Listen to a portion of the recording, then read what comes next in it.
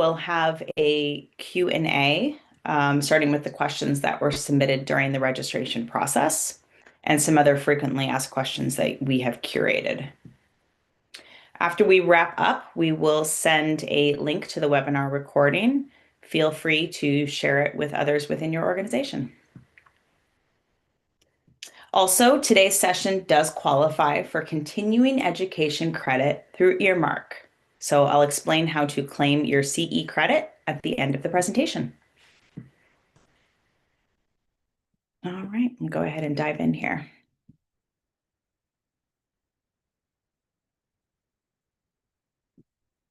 My name is Taylor Gorel, and I am a manager of customer success. I work with nonprofits nationwide to keep them compliant with state charitable solicitation registration and reporting requirements. And I have worked for many years in the nonprofit sector.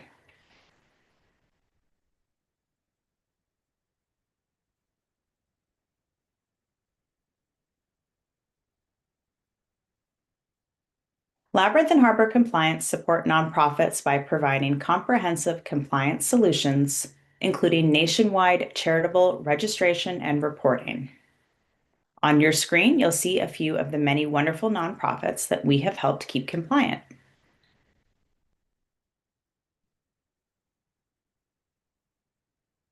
Let's begin by taking a look at the topics we will cover in today's webinar.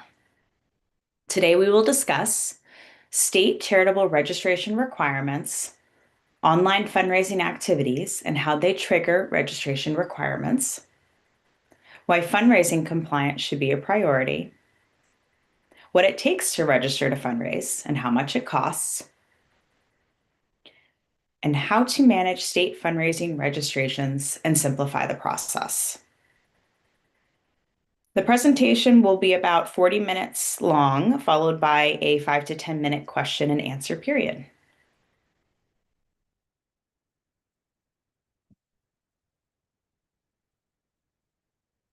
Let's start by going over a few key terms to ensure that we're all on the same page. At its core, compliance means following the rules. Charitable registration compliance refers to following the laws and regulations that govern charitable solicitation registration. So, what is charitable solicitation?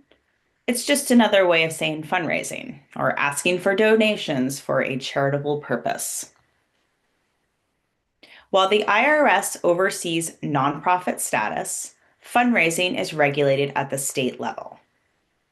A total of 40 jurisdictions, including Washington, D.C., require charities to register before they can start soliciting donations within their borders. These rules exist to protect donors, safeguard legitimate charities, and maintain the nonprofit sector's reputation and special status.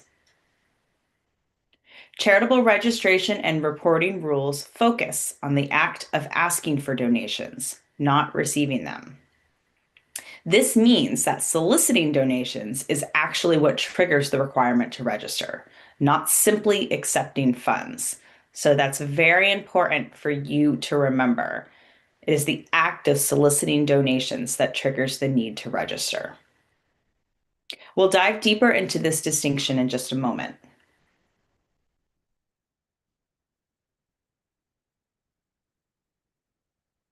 This map highlights the states that require charitable registration.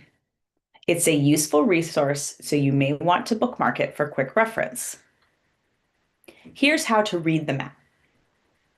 The 40 navy blue and dark blue states require charities to register before soliciting donations. The difference is that the dark blue states only require registration in order to solicit.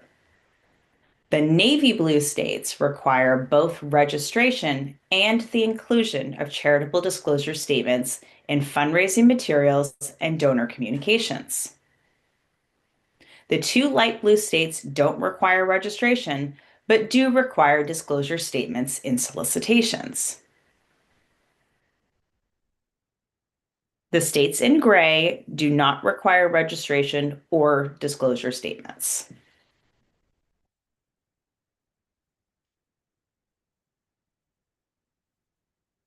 I'm going to go ahead and launch a quick poll, if you don't mind just answering here regarding how many states your organization is currently registered to solicit.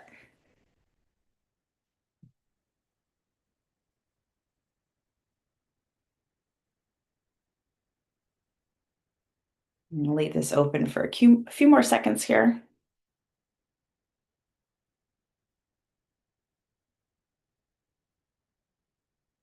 Okay, looks like most people think about 15 plus states or 1 to 5 states. Okay, I'll go ahead and end the poll and share the results so you all can see. It's like most people, most organizations, about 1 to 5 states.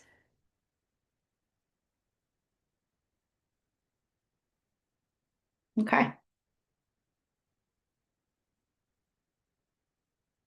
Many nonprofits wonder whether their charitable registration and reporting requirements apply to them, and if so, in which states. The short answer is if a charity is fundraising, it's likely needs to register and report in at least a few states. Why? Because as we just covered, registration is triggered by the act of soliciting donations, not whether donations are actually received.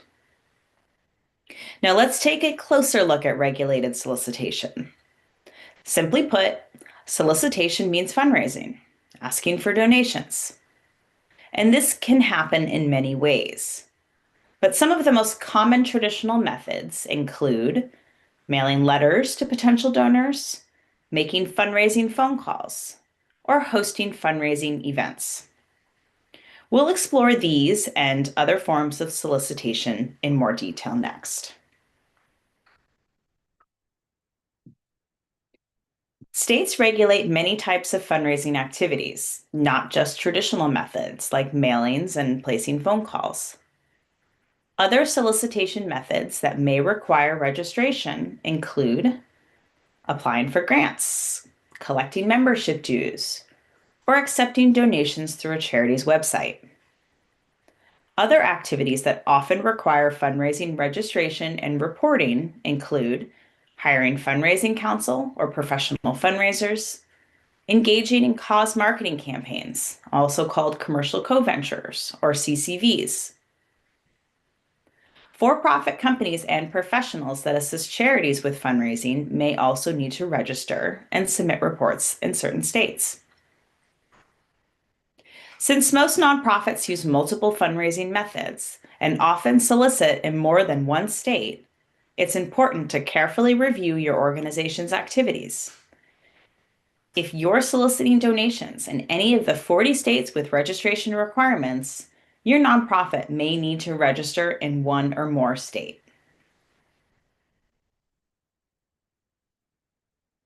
Now let's talk about another type of fundraising that often requires charitable registration: online fundraising. This is one of the most common topics we get questions about. Most charities fundraise online in some way.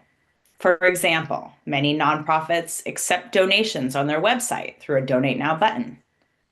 They might send fundraising emails or include donation requests in email newsletters. An organization might use social media to ask for donations or offer a text to donate or text to give option. These methods help nonprofits expand their reach and connect with supporters across the country. However, because online solicitations can easily reach donors in all 50 states, they raise important compliance questions. 8 states have specific laws governing online fundraising. The rest have fundraising laws that were written before the advent of the internet became a major part of nonprofit fundraising.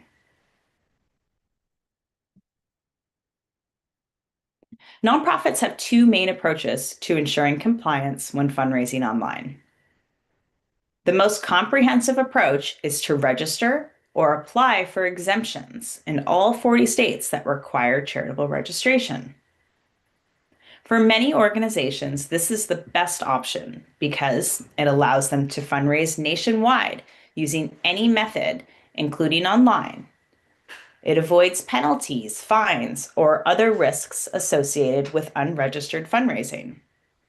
And it allows a nonprofit to invest in long-term compliance as part of their capacity building efforts. This approach provides maximum flexibility for fundraising while ensuring the organization is meeting all state requirements. The second, more selective approach is to register only where necessary. Not every nonprofit has the budget or resources to register in all 40 states. This is especially true for small or newly formed organizations. In this case, a nonprofit can register only in states where it regularly fundraises. The nonprofit must then be careful to avoid solicitation activities in states where registration would be required. The nonprofit should also consider using specific language on its website and in fundraising materials to exclude certain states from donation eligibility. This approach requires careful monitoring of fundraising activities to ensure the nonprofit does not unintentionally trigger registration requirements in additional states. Ultimately, each organization must weigh the cost of registering in a state against the opportunity cost of not accepting donations there. Nonprofits should aim to register where required rather than risk noncompliance, as state charity regulators actively enforce fundraising laws. Now that you understand when fundraising registration is required, let's go over how to determine where your nonprofit may need to register. First, you'll want to identify where you solicit donations. Start by listing the states where your nonprofit solicits donations, whether through mail, email, events, online campaigns, or other methods. Then, compare your list against the 40 states that regulate fundraising. Your nonprofit will generally need to either register or apply for an exemption in these states. Since fundraising activities and state requirements can change over time, it's important to review this annually or semi-annually, especially before launching a major campaign, event, or another fundraising initiative. Step 2 is to check for possible exemptions. Some nonprofits may qualify for state fundraising registration exemptions based on their type of organization. For example, certain schools, hospitals, or houses of worship, their solicitation methods, or their total annual revenue. So, for example, some states exempt small nonprofits that earn under $10,000 or $15,000, depending on the state. However, not every state offers the same exemptions. So it's important to check each state's laws carefully to see if your nonprofit qualifies. The last step is to understand that exemptions may not be applied for or may need to be applied for and often renewed. Most exemptions are not automatic. Your nonprofit must apply for them and in many cases renew them periodically. Additionally, if your organization experiences changes in mission, program, structure, or revenue, you may no longer qualify for an exemption and need to register in states where you may have been previously exempt. Ensuring compliance in every regulating state requires careful research into each state's registration and exemption requirements. A great first step is to educate your leadership on state charitable registration rules and the fundraising activities that trigger them. This knowledge will help your nonprofit stay compliant and avoid unnecessary risks. Okay, I'm going to take a moment just to launch one more quick poll regarding who currently manages your registrations. I just want to take a second to answer that question.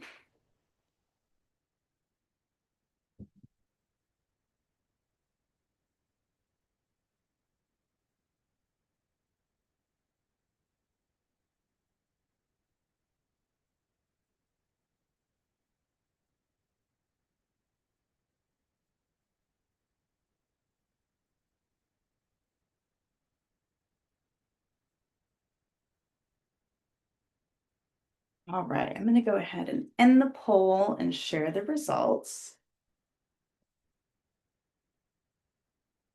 Most people have an in-house employee currently managing your registrations.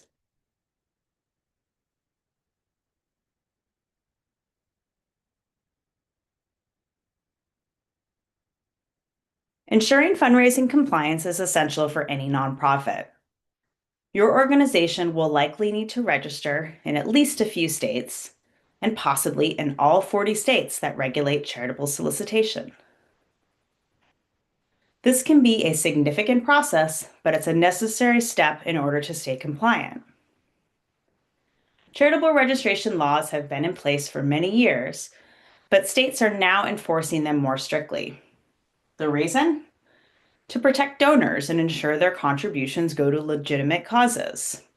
Also, to safeguard the reputation of compliant nonprofits and uphold trust in the nonprofit sector as a whole. By prioritizing compliance, your nonprofit helps maintain transparency, trust, and credibility, ensuring that you can continue fundraising effectively while avoiding potential penalties or restrictions.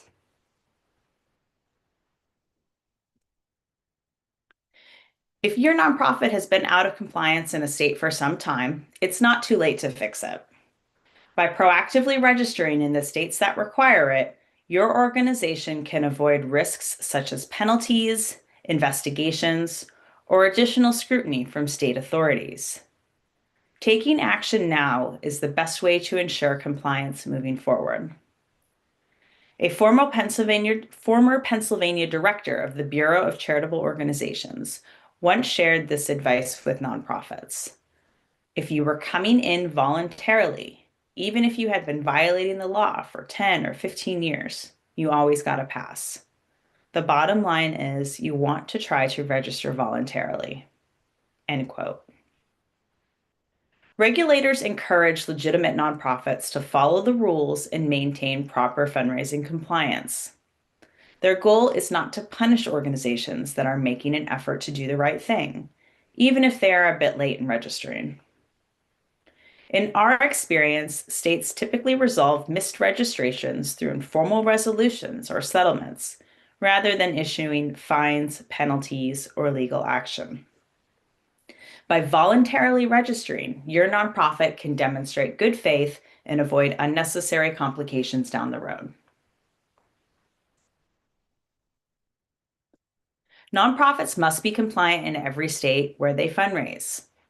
If your organization raises money nationwide, that typically means registering in all 40 states that require charitable registration.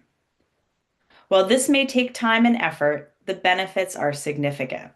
It gives your nonprofit the ability to fundraise without restrictions and opens up more opportunities for support. Fundraising registration is not optional, it's the law. Your nonprofit should approach it with the same level of importance as filing your IRS Form 990 or conducting financial reviews or audits. Registration and renewals should be part of your annual priorities, and the associated costs should be built into your budget. Many states maintain online databases listing charities and their fundraising registration status. These records are publicly accessible to donors, grant makers, sponsors, and corporate partners, and state regulators at any time. In fact, 92% of state regulators say that they regularly research nonprofits online. This means your nonprofit's compliance status is always visible. So staying registered is essential for maintaining trust and credibility. Beyond avoiding penalties, registration can actually help increase donations. Studies show that charities that register and actively promote their compliance status see higher returns on fundraising requests. Why? Because donors want to support organizations that follow the law and operate transparently. When supporters see that your nonprofit is properly registered, they feel more confident in giving, leading to stronger donor relationships and increased funding. Maintaining legal compliance isn't just about following the law. It's also a best practice for nonprofits. In fact, it's a key principle of the Nonprofit Standards for Excellence Code of Ethics and Accountability. Ensuring fundraising and licensing compliance is essential for running a lawful and responsible nonprofit, for protecting your organization's reputation and special tax exempt status, and for upholding the credibility of the entire nonprofit sector. The first step towards achieving compliance is sharing what you've learned with your executive leadership and board of directors. Your leadership team is committed to protecting your nonprofit's reputation and long-term success, but many board members may not be fully aware of state fundraising registration requirements, the risks of noncompliance, or the benefits of investing in compliance. Now that you understand these important details, take the lead in starting the conversation. Encourage your team to educate themselves on compliance and advocate for making it a priority within your organization. By doing so, you'll help ensure your nonprofit remains in good standing and positioned for future success. Registering to fundraise involves different requirements in each state, but overall, the process can be broken down into 4 key phases: research, apply, monitor, and renew. Step 1 is to research your registration status. Before filing anything, it is crucial to research your nonprofit's current fundraising registration status in each state. Your organization may fall into one of these 3 categories: either not yet registered in the state, currently in compliance, or in bad standing due to a past registration that wasn't properly maintained. Once you determine where your nonprofit needs to register, you'll need to submit an application, which typically includes a state registration fee. That fee amount is usually based on annual revenue reported on your Form 990. You also need to include supplemental documents, such as your most recent Form 990, your financial statement or audit, your formation documents, such as your articles of incorporation, and your IRS nonprofit determination letter. Understanding these requirements ahead of time ensures a smoother registration process and helps your nonprofit stay compliant. Next, we'll discuss the application phase.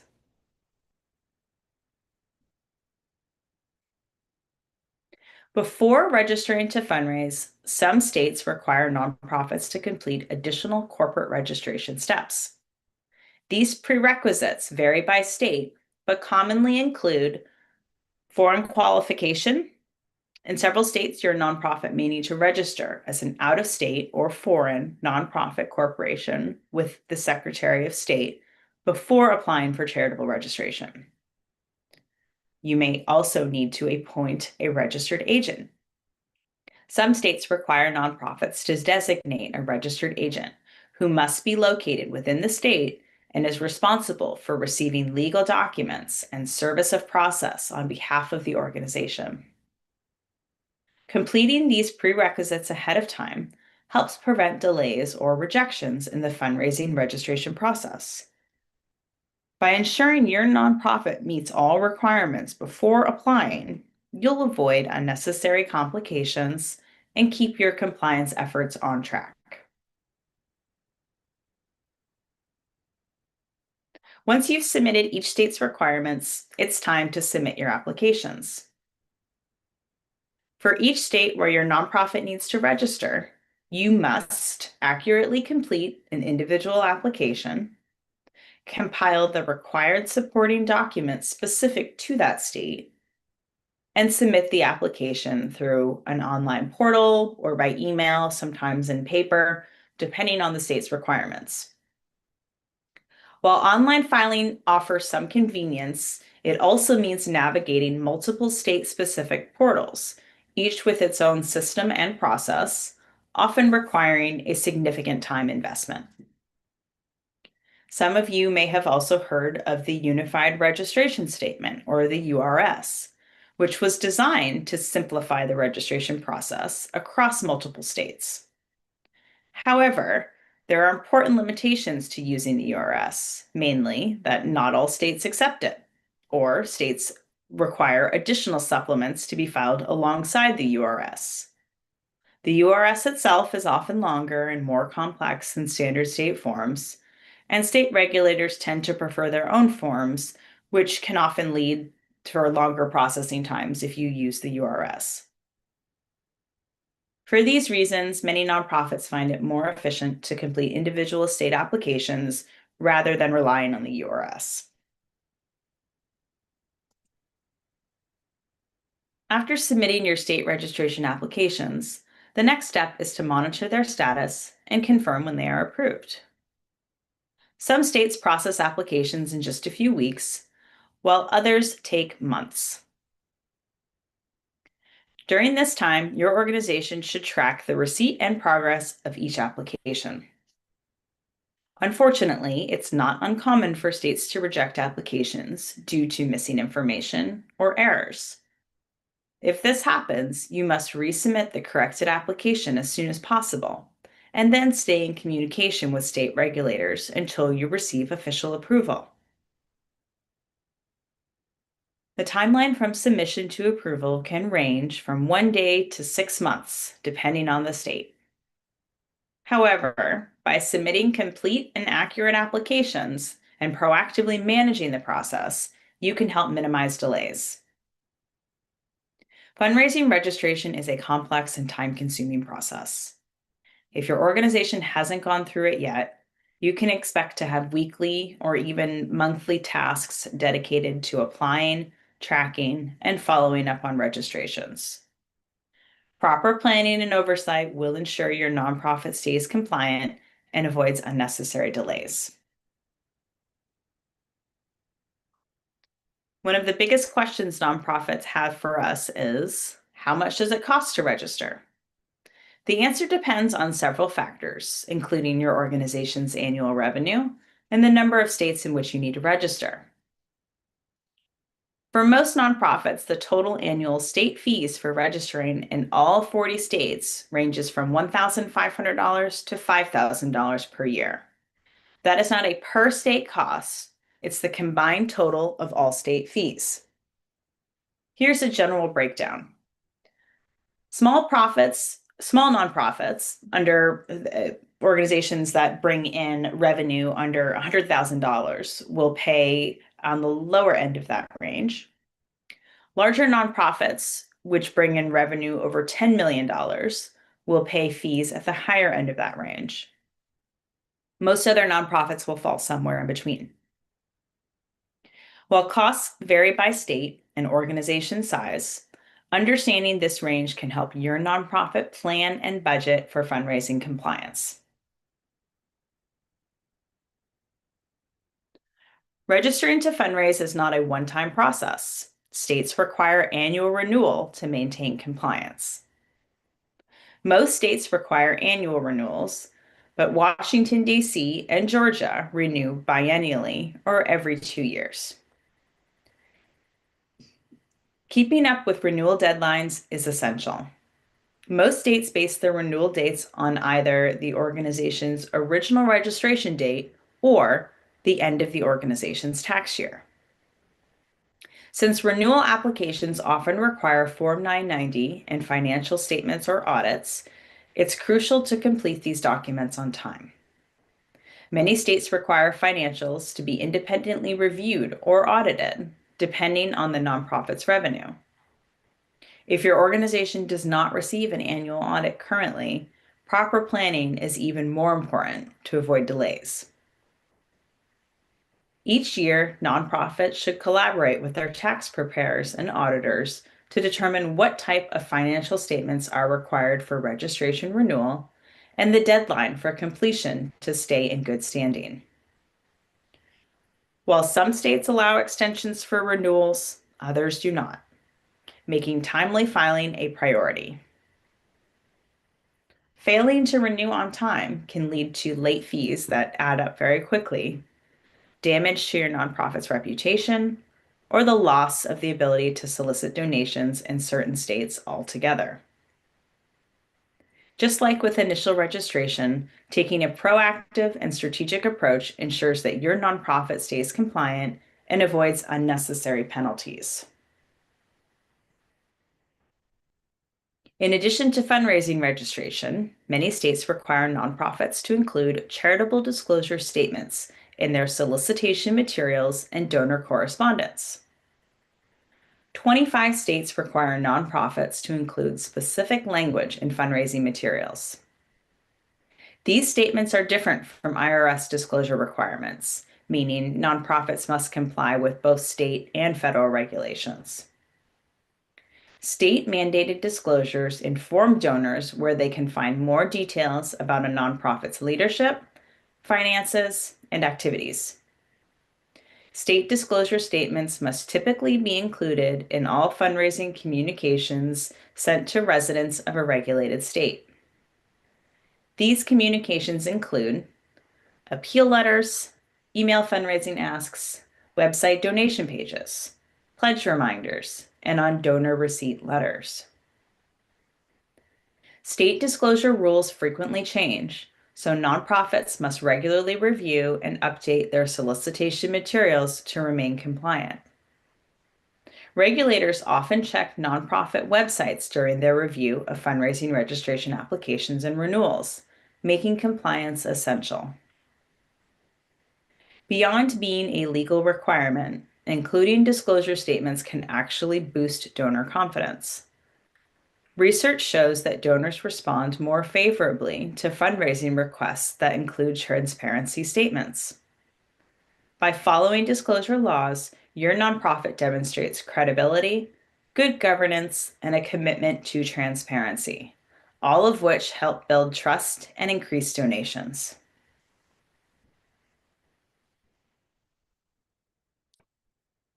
To wrap up, let's talk about how your nonprofit can streamline and manage the fundraising registration and renewal process effectively.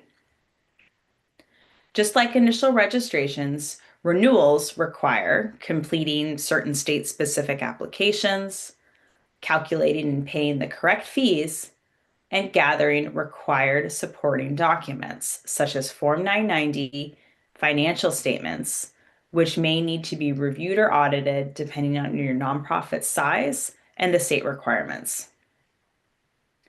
The biggest difference between initial and renewal filings is that renewals have set deadlines that apply to all registered nonprofits. So tracking these due dates is essential to avoid late fees and penalties. Nonprofits must have a reliable system to track each state's renewal deadlines, license numbers, and fees, and any changing registration requirements. Many organizations start with spreadsheets and calendar reminders, but these manual systems often fail because they require constant updates.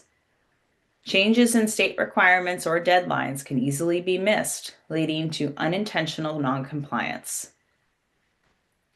State laws and administrative procedures also frequently change, affecting reporting requirements, disclosure statement language, renewal due dates and fees, as well as registration forms and online filing portals. Even even acceptable signature formats can change. Leadership changes at state registration offices can also bring unexpected updates to the process, making ongoing monitoring essential for staying compliant. By using structured tracking systems and staying informed about state-level changes, your nonprofit can simplify the fundraising registration and renewal process, ensuring compliance and avoiding unnecessary risks. I've covered the complexities of state charitable registration and renewals, as well as prioritizing fundraising compliance that is essential for your nonprofit. If your nonprofit needs to register in multiple states, you might be feeling overwhelmed by the complexity of managing registrations and renewals, the ongoing time commitment required from staff, and the risk of missing deadlines or state requirements. That's where Labyrinthine can help. We offer a fully managed compliance solution, handling every step of the process so your team can stay focused on your mission. Our services include researching state requirements and handling prerequisites, preparing applications and compiling all required documents, cutting checks for state fees and submitting registrations, following up with the states to track approvals, managing extensions and renewals to keep your nonprofit compliant. We take care of everything so you don't have to. Our compliance services are offered at a flat rate per state with annual billing, no hourly fees, no surprises. If you're interested in learning more, we'd love to help. Schedule a time to speak with us. There's no obligation, and we'll provide a customized plan for your organization's path to compliance. In addition to our managed compliance services, we offer software to help track state-by-state compliance details. It keeps you informed about the status of your registrations in each state, state fees to assist you with budgeting, and renewal deadlines to help you stay on schedule. The software allows for multiple users with different permission levels, so key stakeholders such as leadership, board members, accountants, attorneys, and consultants can all have real-time visibility into your compliance status. By using our software alongside our full-service compliance management, your organization gains a clear, organized system to track registrations and plan ahead with confidence. Keeping up with charitable disclosure requirements can be challenging, but our disclosure tool makes it easy to stay compliant. Our disclosure tool will generate accurate disclosure statements for your website and printed solicitations. It updates dynamically in real time whenever state requirements or your registration data changes. And it also creates alerts for any registration issues that may impact your disclosures. With this tool, your organization can ensure compliance effortlessly while keeping your fundraising materials up to date without the hassle of manually tracking disclosure changes. We offer referral and affiliate partnership opportunities designed to support professionals like accountants and attorneys. We can help you serve your clients with our nationwide registered agent services. We can assist your clients no matter where they're located. We provide support for both for-profit and nonprofit clients. Our expertise spans all industries. We also offer industry and occupational licensing. We frequently partner with firms and organizations to create co-branded educational content that benefits both your clients and the industry. You can explore our curated educational resources on the labyrinthinc.com resource page or the Harbor Compliance Information Center. If you'd like to learn more about our partnership program, we'd love to connect, so reach out to us anytime.